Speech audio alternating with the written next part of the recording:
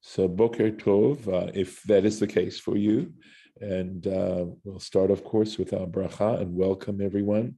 Baruch atah Adonai Eloheinu melech haolam asher kitshanu b'mitzvotav v'tzivanu la'asok b'divrei Torah. So we're going to, thank you, we're going to not do what we normally do in the morning, but we're going to, well, look, we have a guest. That's lovely. Hi, Boker Tov Ahuva. Good to see you. We're going to talk, I mentioned yesterday that I would talk a little bit about how the service got to be the service. And it's actually the source of it is in Brachot, in Tractate Brachot, the Talmud, page 26b. I don't remember that. I looked it up to make sure I could give you that reference, 26b in the Gemara in Tractate Brachot.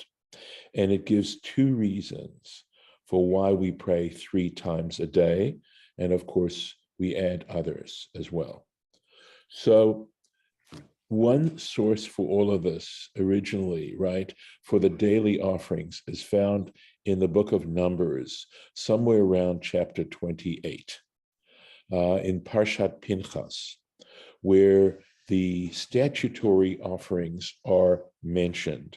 So understand that offerings could be voluntary, or they could be driven by a vow, or they were public and statutory, and that's what's mentioned in Parshat Pinchas.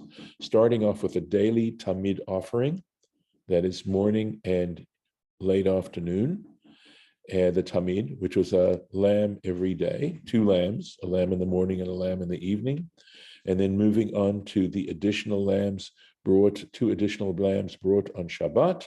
In other words, we go from the most frequent to the less frequent. So we go to Shabbat, and then it discusses Rosh Chodesh, and then it goes through Pesach, Shavuot.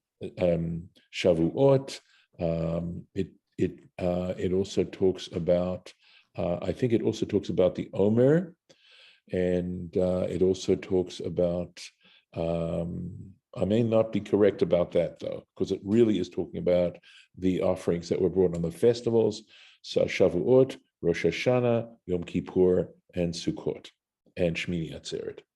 So those are all mentioned, the specific offerings and the additional offerings that are mentioned in the Torah. So here's what happened. They had the centralization of the sacrificial worship, as we talked about yesterday. And of course, not everyone lives in Jerusalem. And this was something that people recognized as being extremely essential and beautiful. You can only imagine, the structure of the temple and how beautiful it was. And then the very impressive ceremonies of the priests offering in a very formal kind of way. We still respect these kinds of behaviors where every step, as it were, is thought out. So if you've been to the tomb of the unknown soldier and you've watched the changing of the guard there, you know that there's significance to every single step, there's significance to the uniform, every little piece has significance to it. And you can only imagine the Levites singing in chorus. This was something very, very impressive. But people lived far away from Jerusalem. They didn't live real close by. And they still lived in Eretz Yisrael, and they wanted to feel that they were a part of what was going on. And we have what are called the ma'amadot. And as I understand it, this is not actually mentioned in Brachot, because that's what discusses how we get to 3 services a day. But as I learned myself back in rabbinical school, that what would happen is that representatives of the communities, of the outlying communities, would go and observe what was going on in the temple on behalf of the community. So there was a great sense of obligation, or how can I say, duty, a sense that this was something that God had commanded, and that this was in a proper way, as best as one could try as a human being, to formally worship, to engage in formal worship with Hashem. And there clearly are sensibilities and sensitivities that we don't have by and large in Western culture. But to understand how the people felt connected to the temple. And the story is that while their representatives were in the temple watching and observing what was going on there, back in the communities themselves, they knew what time of day these things were going on. And they would meet back in their communities and offer up probably psalms and other kinds of elements of worship to feel connected to the people, to the people who were from their community at the temple. And they suspect that this was the very beginnings of what we now do at the synagogues. This was the very, very beginning of synagogue worship, because synagogue worship seems very, very different from what was going on in the temple. But this is a way of understanding some level of connectivity between the two. Now, the temple, of course, was subsequently destroyed. And I realize that for many people, even the whole idea of sacrificial worship, et cetera, not that important or repugnant.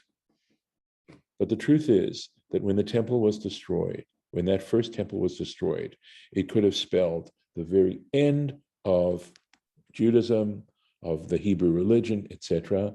After all, when the 10 northern tribes of Israel were destroyed by the Assyrians, there's a reason why we talk about the 10 lost tribes, because basically the Assyrians assimilated them into their empire.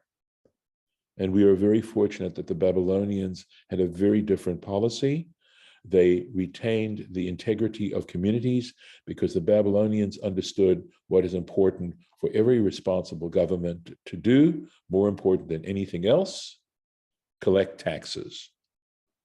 And they felt that if they put that responsibility on the various communities they conquered, that would be easier than trying to administrate all this stuff on their own.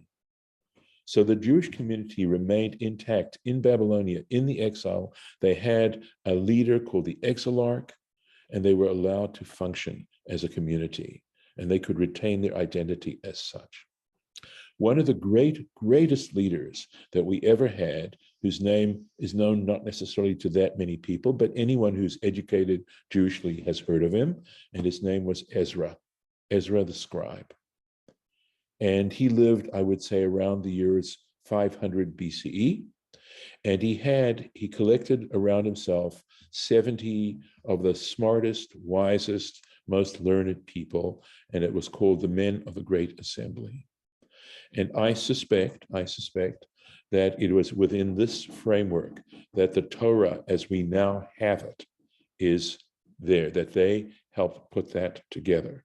And I have some reasons for suspecting that. There's a statement in the rabbinic tradition that had Moses not received the Torah, Ezra would have been worthy of receiving the Torah. There are also statements in Ezra and possibly Nehemiah, they were contemporaries, about how they assembled people and read the Torah to them. And what I suspect, even though I'm getting off my subject, that what essentially they had were various sources that they then put put into a way, synthesized in the way that we have the Torah today, so that we could study the Torah and get the most out of it, make the most sense out of it. One of the things they also did, these were incredibly learned people, is they created the words of the Shmona Esrei, of the Amidah. And they were aware that they wanted these particular parts of the service, that is the Amidah of the service, to represent the moment when the offerings were brought, those statutory offerings were brought. And this is what is mentioned, one of the reasons mentioned actually in the tractate Berachot 26b, where they talk about how Ezra and the men of the Great Assembly established the Amidah to take place in the place of these actual animal sacrifices. And there are rules involved in saying the Amidah. So, for example, you can only say Shachrit from the time in the morning when they would bring the Tamid offering to the time when they could no longer bring the Tamid, the morning, it was no longer considered the morning offering. There are specific times and brackets in which one can bring these offerings, and say these prayers.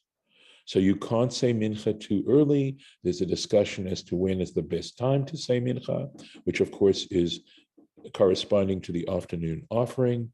And of course, there's a question which is, how about Ma'ariv? How about the third service? Because they only brought 2 statutory offerings every day, the Shacharit and the Mincha. So what about Ma'ariv? Well, if we examine Ma'ariv, we realize that there's certain structural issues about Ma'ariv that are unique and that what applies to Ma'ariv doesn't necessarily apply to Shachrit and Mincha. We know that with both Shachrit and Mincha, if there's a minyan, you get to repeat the Amidah in some form or another. You get to state the Amidah publicly. You don't do that with Ma'ariv. Ma'ariv is not repeated under pretty much any circumstances. Another factor is that for a long, long time, Ma'ariv was considered optional. However, at a certain point in Jewish history, the Jewish people took it upon themselves to make Ma'ariv obligatory. And according to the Talmud, Ma'ariv corresponds to the time when they would burn off the remnants of the sacrifices on the altar. And so that's a connection that is made between Ma'ariv and the sacrificial offerings. I think that one could certainly reflect heavily on the significance of this, that there's something unique about Ma'ariv, and that symbolically it may represent issues that are better expressed through the way it's done in the burning the remnants of the sacrifices, even though normally you know that a Jewish day begins with Ma'ariv, the liturgical day starts with Ma'ariv. Nevertheless, with sacrifices, that was not the order. The order for sacrifices was the morning offering, the afternoon offering, and then burning off the remnants of the sacrifices on the altar. I have a question. Sure. Okay, because Mincha, we don't do the Shema. Correct. And but for Shacharit and Ma'ariv, we do. Yes. So wouldn't that be a reason to have Ma'ariv? I see what you're saying. You could say that. I thought you were going to ask a different question, is why don't we say the Shema at Mincha? But you probably know the answer to that. No, I don't. Okay. So so understand that it is the Amidah, which is a rabbinic mitzvah, right? This is not in the Torah. It's a mitzvah that was developed by the rabbis, is what makes service a service. It is the essential. If you don't say the Amidah in your prayers, you're basically saying prayers. Not saying that isn't good. It has a very different value than reciting the Amidah, which is there in fulfillment of what we can no longer fulfill through the sacrifices. So the point about it is that there's a mitzvah to say the Shema, but the mitzvah to say the Shema is completely different. It is a mitzvah that's found in the Torah.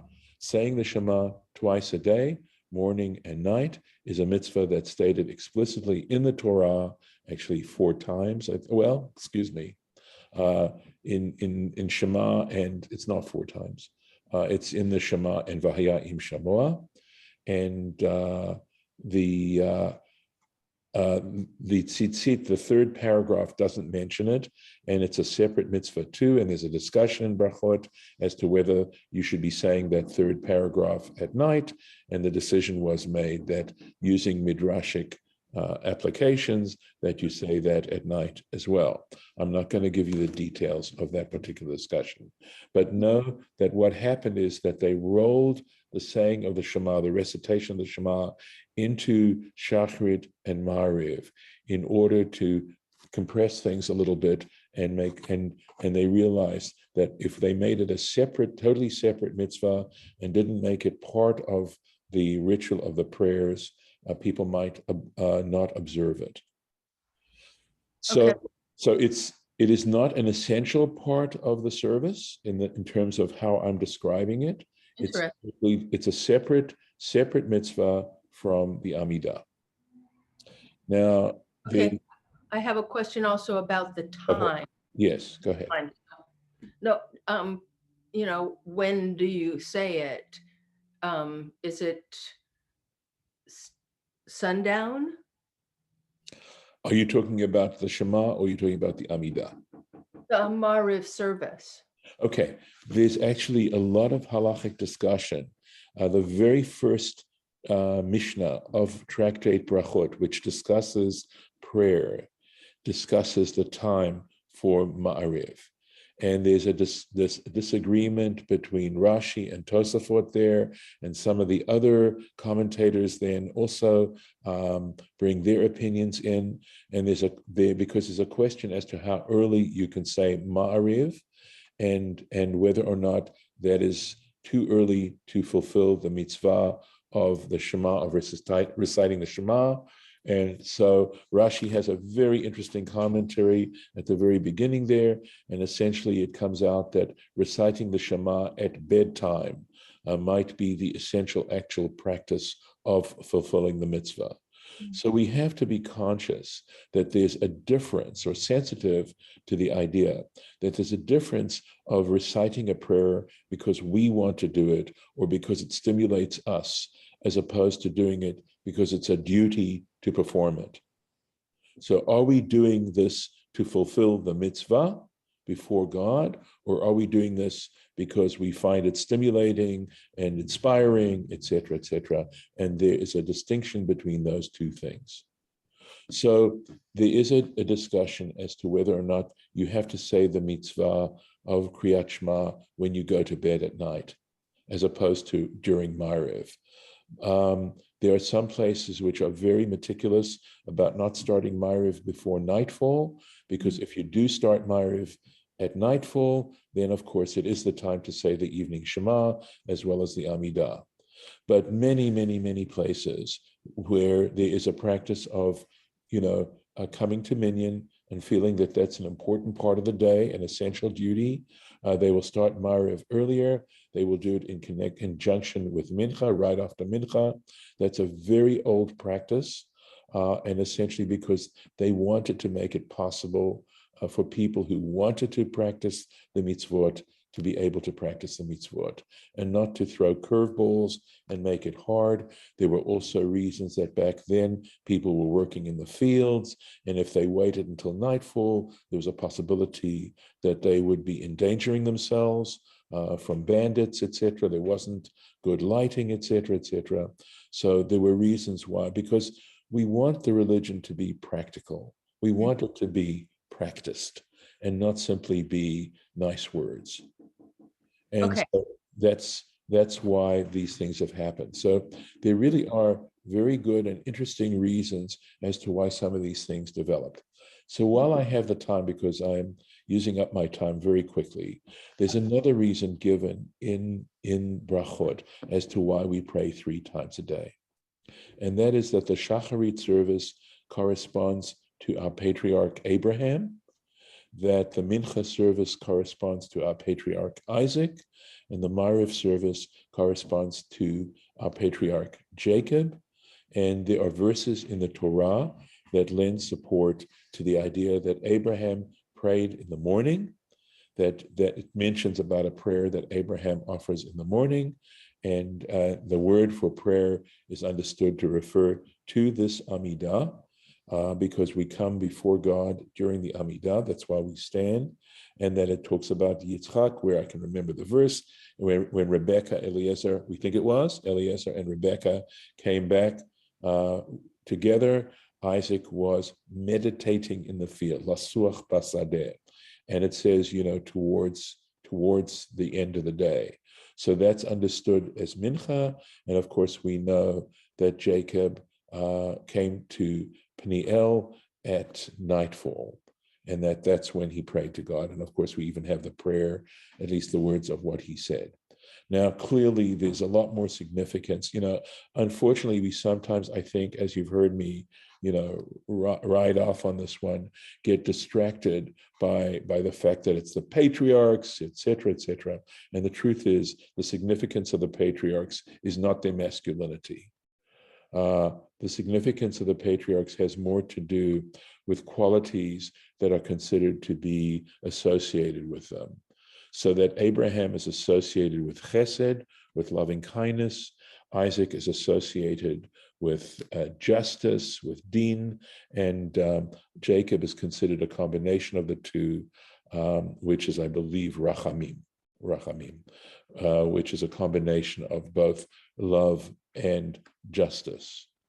And that's really what is supposed to be focused on. And again, one can sort of see a little bit of an effect. This isn't stuff that is expressed explicitly in the Talmud. I think the Talmud also wants us to use our own minds and to try to use our own meditations on these various things. And it sort of gives us an opening in which to think about this. In what sense would you want the morning to represent love and divine love and the human practice of chesed? And in what sense would the afternoon be a good time to look into right behavior, acting in a just way, etc. And the evening representing a combination of these two, because the evening is a wonderful time to reflect. And in fact, it's a practice that's out there of reflecting on the day that's passed and thinking about it and thinking about what you did right and what you did wrong and what you need to change. That's something you do. It's a practice that one can do, that evening meditation, as to what it's supposed to basically focus on.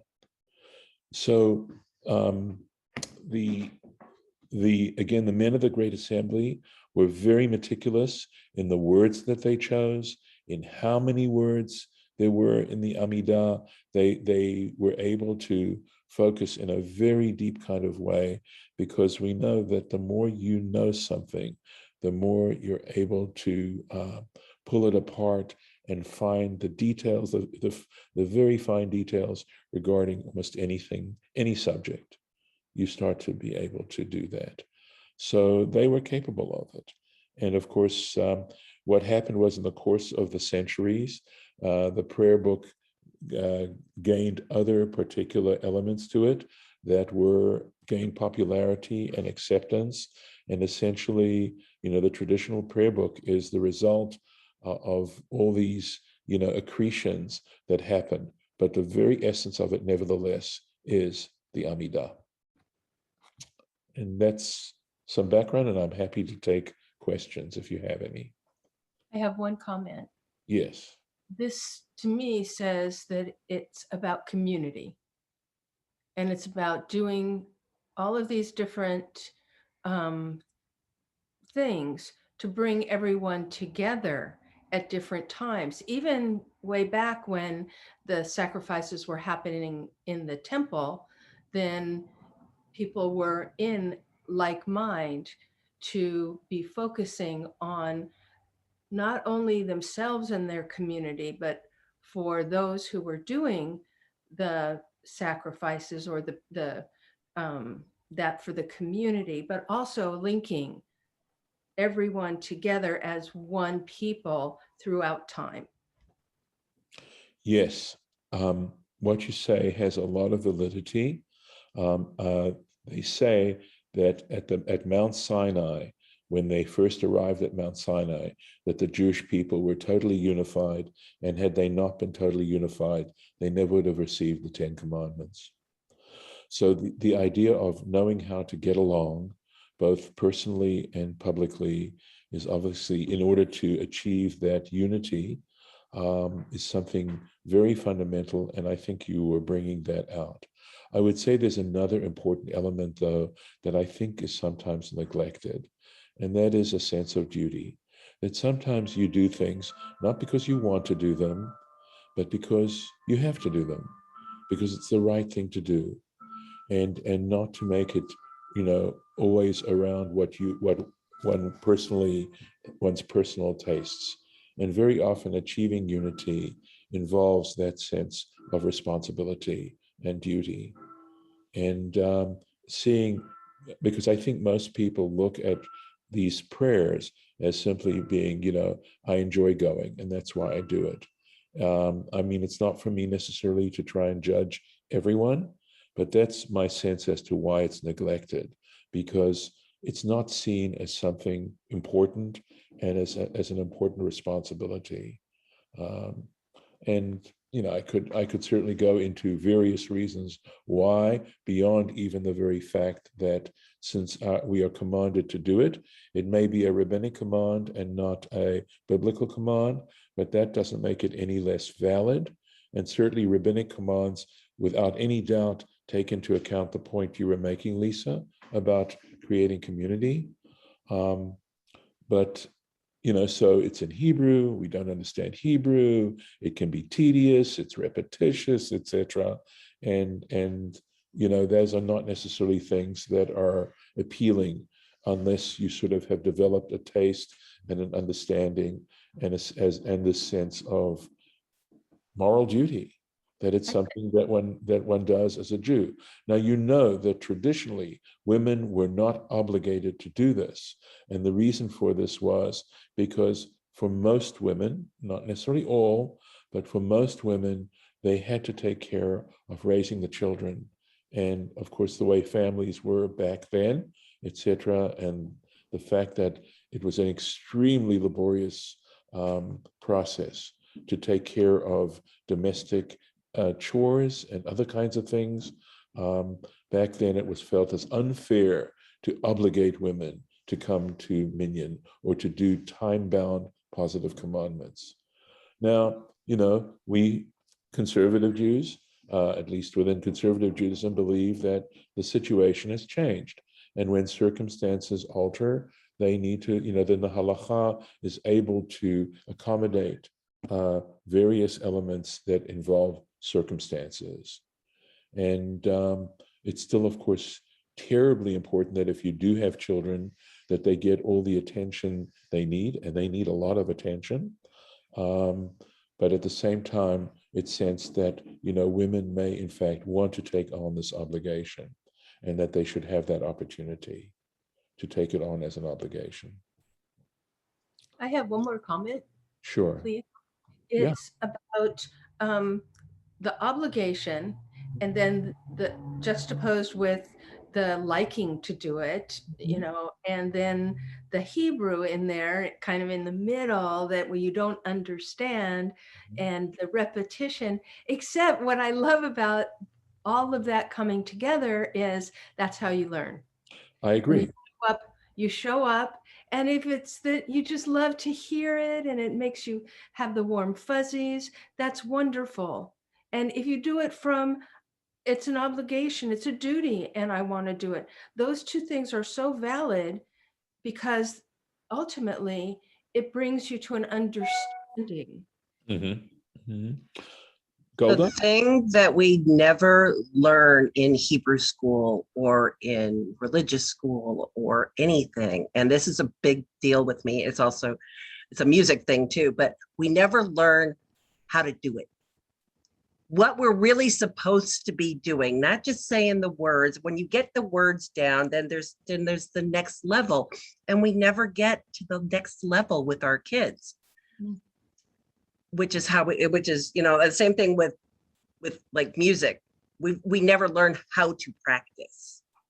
We just say practice. We don't learn what that really means for each person, because it's different. Same thing with talking to God. I mean, the first time I told my mother that you don't have to do the prayers in the book, you can read you can read something else. You can just, because she was not Hebrew literate at all, and it just would drive her nuts.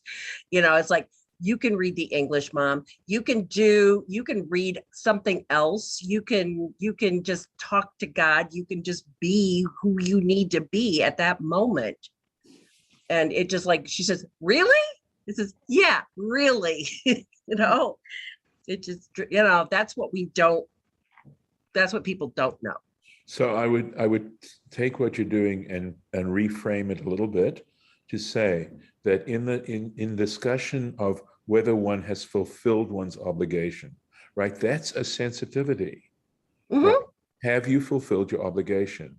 And the answer is, with regards to what you just said, is that if you pray the Amidah in English or in whatever language you understand, you have fulfilled your obligation.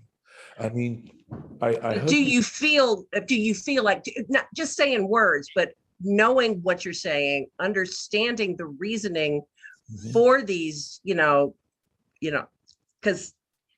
some of it's really archaic and it doesn't always make as much sense as it could. Right. And so, I mean, I see my own responsibility as a rabbi and a teacher to try and take those things that superficially appear archaic and show that they actually have a lot of validity and application even nowadays. That's an important responsibility on my part. But that's how we have to bring the next generations in. Amen. Right. Okay. We have to stop now. I'm going to stop the recording, and I hope you found this helpful.